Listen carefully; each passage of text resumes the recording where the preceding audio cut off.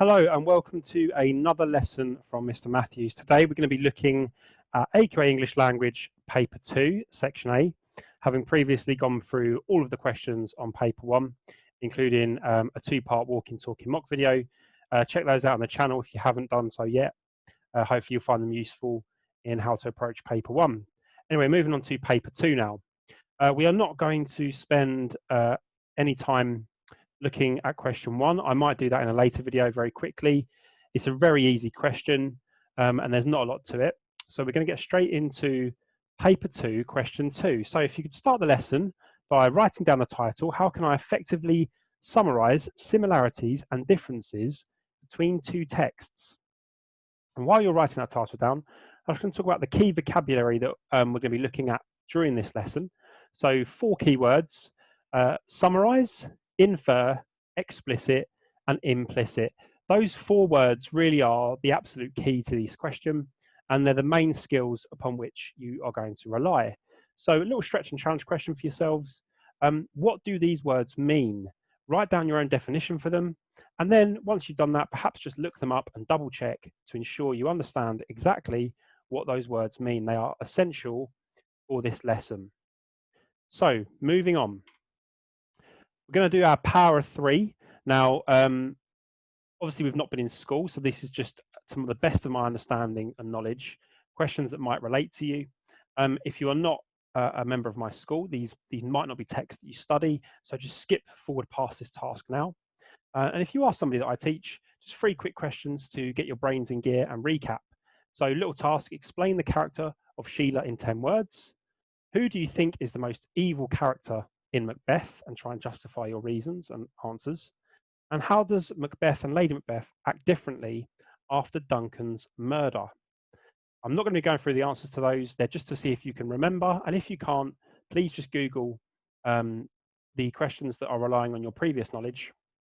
Obviously the first task is just an independent one, and there's no way you can check that anyway. And then the character focus we're looking at is self-discipline. So I just want you to think about the extracts that we look at today after we've looked at them. So come back to this after the lesson. But in what ways do the extracts explore the character strength of self-discipline? So 4 tasks to set us off. So you should choose the task that is the one most appropriate to your ability. So if you're a borderline student who's trying to get a grade 4, go for bronze. If you're going for 4 to 5, go for silver. If you're going for 6 to 7, go for gold, and if you're going for the grade 8s and 9s, go for platinum. And the tasks are as follows. So what are the similarities and differences between the 2 images displayed on this slide?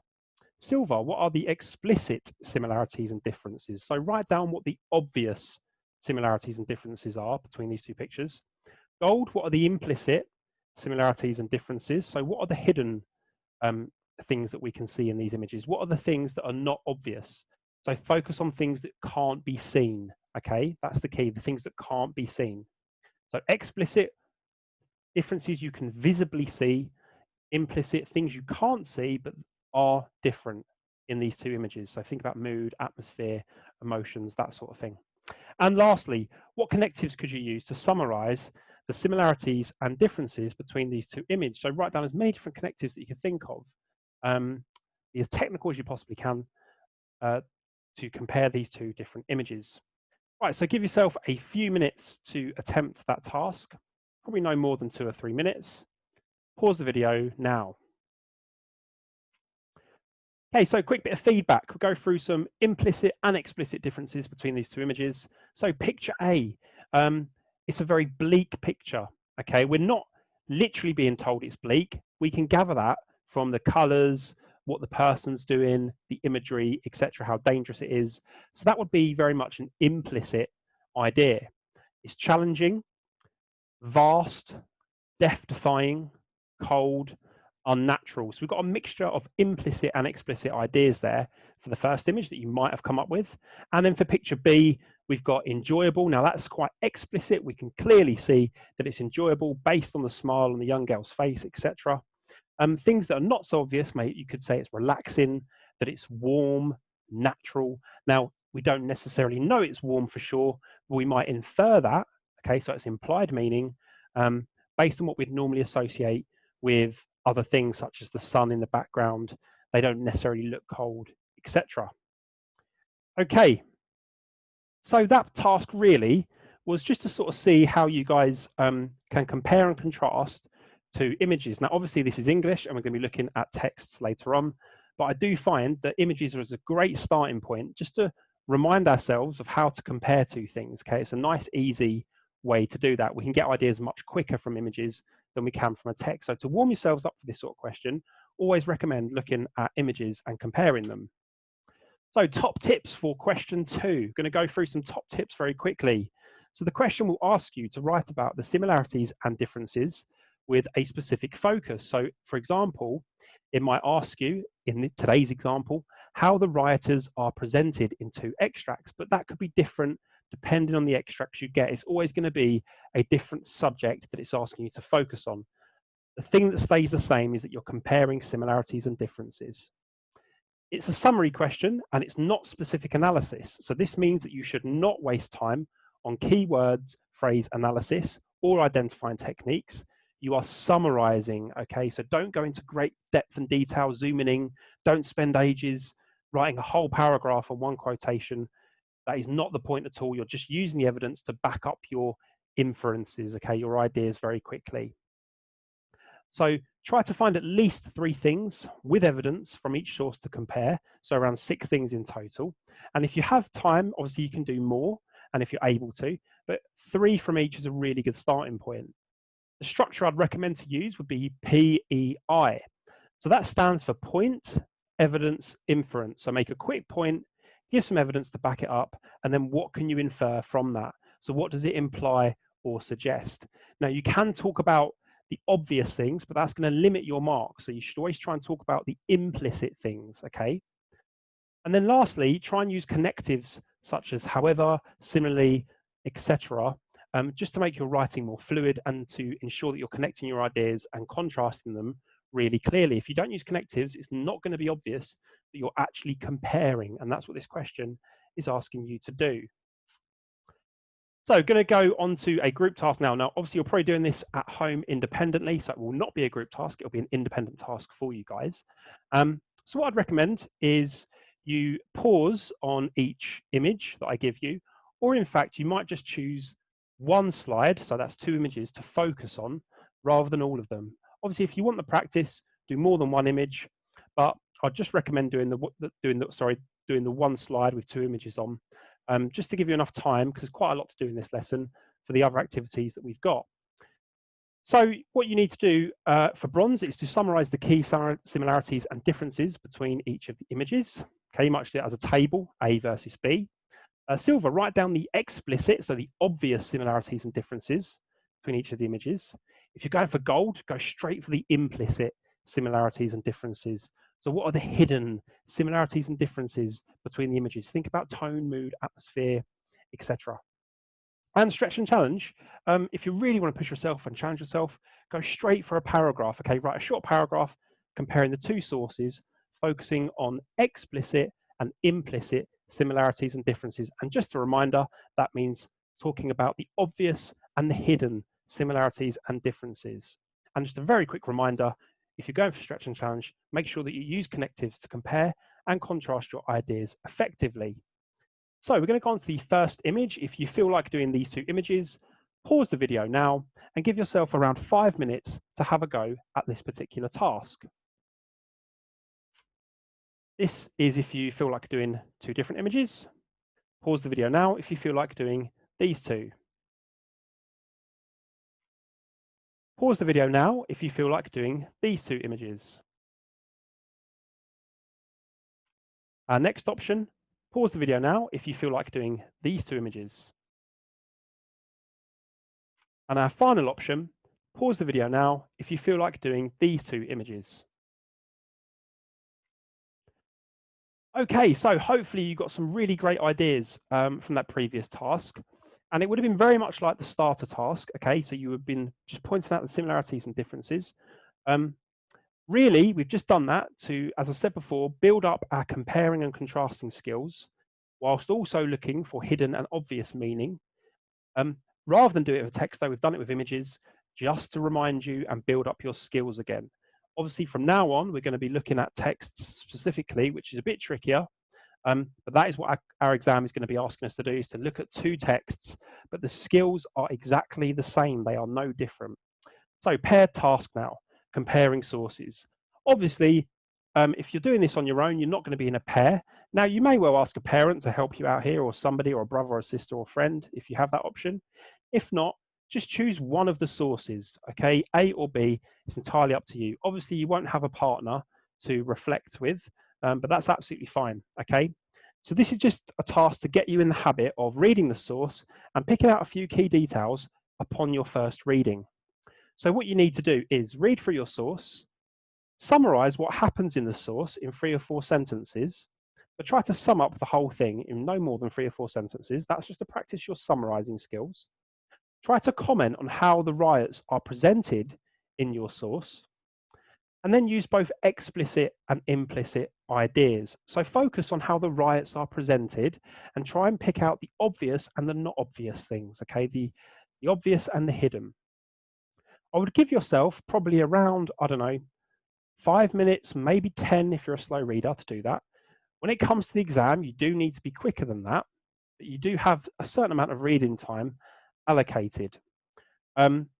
This is not an exam, it's a practice, so take as long as you need to give this a go. Okay, it's all about giving this your best attempt. That's the whole point of practicing questions independently in a lesson and not exam conditions. So here is source A. For those that struggle with reading, I am going to read out both sources just to help those. If you don't struggle with reading, feel free to skip forward past these next couple of slides with the extracts on, and you can just do that on your own independently. For those that struggle with reading, I'm just going to read these out to make it a bit simpler. So source A, London riots escalate as police battle for control. Full-scale alert as violence spreads across the capital. Disorder breaks out in Birmingham city centre. Prime Minister, Mayor and Home Secretary return. The Prime Minister cut short his holiday and flew back to Britain as London witnessed devastating scenes of violence, stretching the emergency services beyond limit on a third night of rioting in the capital. Buildings were torched, shops ransacked, and officers attacked with makeshift missiles and petrol bombs as gangs of hooded and masked youths laid waste to streets right across the city.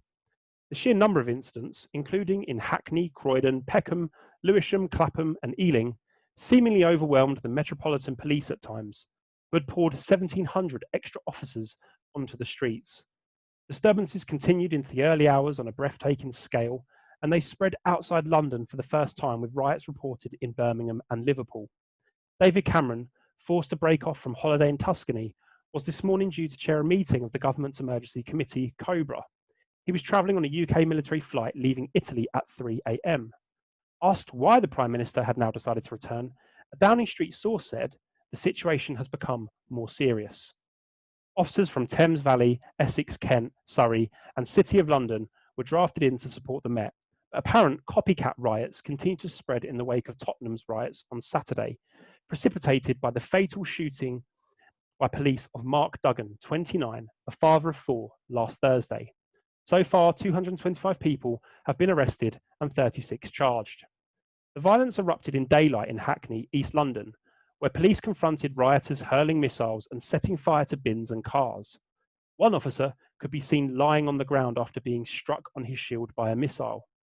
In Hackney's Pembury estate, the centre of the violence in East London, masked youths, both men and women, helped carry debris, bins, sticks and motorbikes, laying them across the roads to form a flaming boundary to the estate.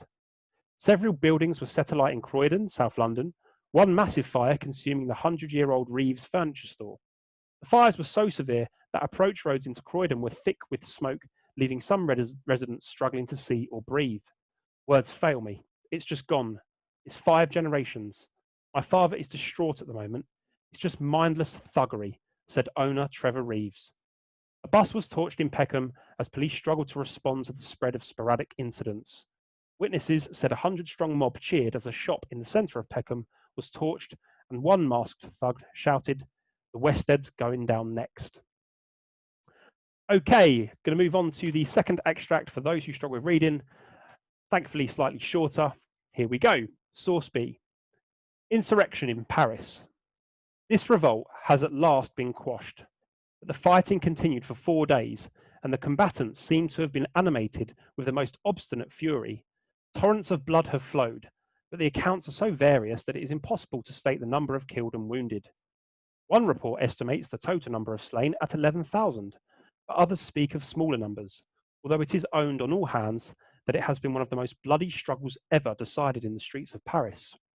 The National Guard are said to have at first turned out reluctantly and to have acted with hesitation, but at least they seem to have fought with the utmost determination and energy. The statements respecting the Guard Mobile vary, as some reports affirm that a portion of it showed symptoms of disaffection and even refused to act against the insurgents. But other accounts speak in the highest terms of its courage and energy. The troops of the line appear never to have wavered or hesitated for a moment. Apprehensions that tranquility would be seriously disturbed were entertained on several days at the beginning of last week, and on Wednesday evening, crowds of workmen assembled on the Pont Neuf in the Rue de Bac in the Place d'Assemblée Nationale, but no evidence was resorted to for the dispersion of the attroupement. A collision took place in the Rue Rambuteau, where the troops were ordered, a group who resisted, and several of whom were wounded. Pursuant to their determination to diminish the number of ouriers and the danger which their presence in such masses in Paris threatened to the public peace, the government directed that a first draft of 3,000 of them, natives of the provinces, should be obliged to leave Paris for their homes on Thursday. Just a quick little apology for some of the pronunciation for the French words there. My French is not very good at all, although I did it at GCSE, so I was generally just guessing the pronunciation there. Hopefully I got some of them correct. Okay, so we would have had this been a normal lesson, an opportunity for feedback. If you do happen to have a teacher with you, use this as an opportunity to get some feedback now and share your ideas with your partner. If not, it might be an idea to ask a family member, or even just drop a comment and try and share some of your ideas there. Okay, so moving on to the question now that we're going to be looking at today in relation to the two sources we've just looked at. The question is as below. You need to refer to source A and source B for this question. The rioters in London and Paris act in different ways to the unfolding crisis. Use details from both sources to write a summary of the differences between the riots in both extracts. So the key questions there, or sorry, the key words there really to think about is probably that it's the riots that we're focused on and we're looking for differences between them, although you can also point out some similarities within your argument as well. So what do you need to do now? Read again through source A and B. You've already done one of them, so it might be that you do the other now. Highlight points of comparison. You only need 3 from each, okay, to begin with. So just try and get 3 from each to try and practice doing this at a fast-paced tempo that will be suitable for your exam. And then annotate each point you have chosen suggests. So make an inference just to help you when you actually write it. So next to your sheet, okay, or on your paper, once you've highlighted the quotation, just write next to it what your ideas are. Now, if you are a gold student, I'd recommend you just jump straight into this now. If you're not, and you're somebody that hasn't done this question before, or you need a bit of extra help, go on to the next slides with me now. So I've got a few questions here that are just going to help you to make some inferences, and I've also highlighted a few quotations that you might find helpful. So have a look at the quotations that I've highlighted in yellow, and then I've got a few questions that go along with them. So the bronze question, what does this infer about the violence that has taken place? What does this infer about the rioters and their actions? And what does this infer about the effects on the police force? And the next sheet, similar sort of questions, okay? So just go through. Apologies for the typo there. I will go back and correct this PowerPoint after this video, but I'm not going to redo it now. So that is obviously a mistake, but please ignore that. I will correct it for the actual PowerPoint. So use those questions to help guide you and think of some ideas of your own, and you've also got some evidence highlighted there for you to help and assist you. Right, so now, once you've done all of those things, you'll have 10 minutes approximately. Give yourself more if you need it, because this is just a practice. But if you want to have some sort of go at what it's like in the exam, give yourself 10 minutes now to answer the question. I've given you some sentence starters on this slide to help you. Okay, so just really simple things, because it's point, evidence, inference, really simple. So make a point, give some evidence for it, and then what can you infer from it? So it might be in source A, the rights are described as, and then you might embed your quotation, and then you could say this could infer that, or this might suggest, and give what it suggests or implies, and then use a connective such as similarly or however to then compare it to source B. So pause the video now, give yourself 10 minutes to have a go at that question. Okay, so the final part of this lesson is a peer assessment. Now, if you're doing this on your own, it's going to be a self-assessment, or you might ask a family member to try and give you a hand with this. But go through your partner's work or your own work, look at the literacy code, and just do some spag correction. Now, this isn't actually going to help with your marks, but this is just to help with your English generally, because these are important things for some of your literature exams, and also for the section B part of this exam and paper 1. Then the more important one is on this slide here. So we've got a mark scheme, and I want you to try and work out where your partner or yourself would fit within this mark scheme based on the response they've given you. So would they fit based on those comments on the right-hand side into level 1, 2, 3, or 4? Try and be as fair as you possibly can, and base your judgment on those comments on the right-hand side, okay? So is it really detailed understanding? Have they given lots of examples? They've made lots of inferences? Or is there just some differences, 1 or 2, and some inferences, but not for every piece of evidence? They might be level 2. Okay, so that takes us to the end of this video.